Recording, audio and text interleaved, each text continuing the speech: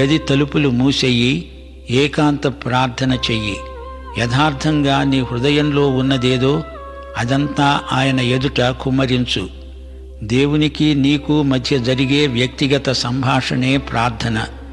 వ్యర్థమైన మాటలు, పడికట్టు మాటలు, నేర్చుకున్న చిలక పలుకులు వల్లించవద్దు. మనకేమి కావాలో ఆయనకు తెలుసు.